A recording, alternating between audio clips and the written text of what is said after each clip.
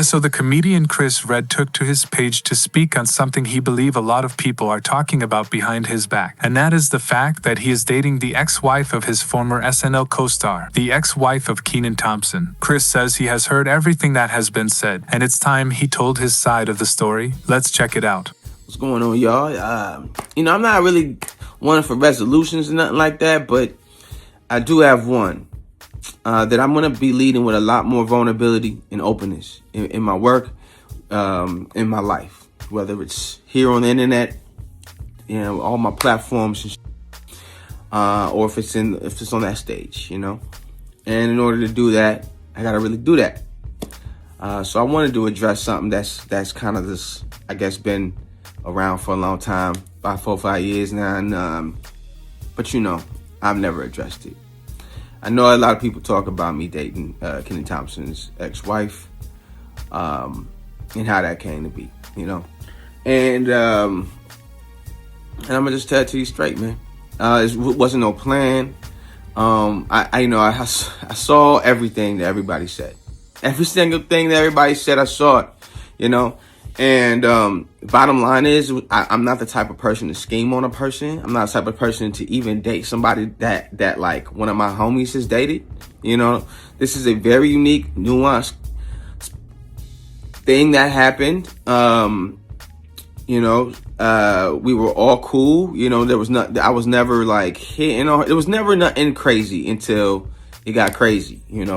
Bottom line is, I while I was at the show, I had some pill issues, I had some pill problems. Nothing too crazy, but crazy for my black, And I was even selling some to the people, so some of my castmates. I'm not gonna snitch on y'all, motherfucker. But it was really funny to me that like I would be around on this shit, who would talk about it in the bar and talk shit about me, and I would hear them because some of that Adderall shit, super hearing and shit, but wouldn't like help me. I would have panic, wouldn't like be concerned about me and nothing, just would talk, and it was crazy how somebody would watch you destroy yourself. This lady was the only one to call me on my shit, help me with my shit, help me with my therapy journey, and she told me things about her life that made me look at a lot of people involved in it differently, and in that time we fell in love, man, and I felt bad from the start. It's always felt like an emotional double-edged sword for me because I really love everything me and Kenan did, bro. I really appreciated every piece of work that we put together. I think that we were a great team, and I hate doing something to somebody that I know would hurt them. No matter who they are, no matter what they've done, that's just not how I'm built. Like I'm not built like that. I'm a full player for this, all, But I did choose love. And that's what this story is. And it made me look terrible. It made me look terrible to people that I love, and a lot of my fans. So I didn't know how to do this without doing this. I'm in therapy, like ever since I figured out that I'm more sad than angry. All my anger issues have turned into tears, nigga. Like it's crazy, bro. But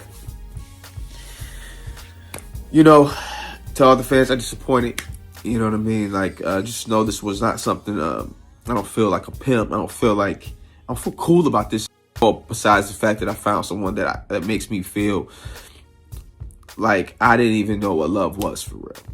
And I just felt like I couldn't miss out on it. And love is not sensical.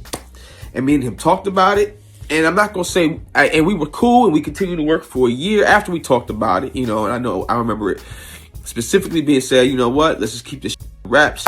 And as soon as everybody found out, changed. But look, listen, this is the type of thing that, and you can have a conversation with about that, you can switch on a dime. You know what I'm saying? Like, because this is so serious. And now that I'm in that kind of love, I understand, I understand it completely. I felt like there's probably outside of not doing this at all, there's different ways I could have went about this, but I was in love, and I was, and I was spiraling out, bro, and that's what happened. And then by the time everybody found out and the world found out, I was out of there, SNL, And so when I got punched in the face, which we will have jokes about that for sure at the show. Most people who know me from back home would know that, I would be retaliating in a heartbeat, but not this time, bro. This time it felt like fair enough. Anyway, this wasn't meant for laughs. It's just meant for me to just put some narrative on something that a lot of folks is already talking about, but won't bring it up to me at all. I'm sorry for the people I disappointed with this. Just know it wasn't to be. It felt like a love I couldn't miss out on, and I had to shoot for it. And I've never put anything above my comedy and my work. But I felt like I couldn't move on to the next stage of this creatively without addressing this. So if you don't like seeing grown men cry about hard choices they made, this is going to suck for you as a video. This is going to suck to me to look back on. But 28th, caveat, New York City, I will be starting to address all of this. The whole show is not going to be about this, okay? The whole show is going to be about love. So you know what? I'm gonna have little sheets on the table. You tell me what you've given up for love. You tell me what you sacrificed for love once, and let's just talk about it together, whether it's good or bad, And I'll see you on the 28th at the caveat, baby. Peace. You have stayed with me to this point of the video. Consider subscribing, hit the like button, and leave a comment below. Thank you for watching, and I will see you in the next video.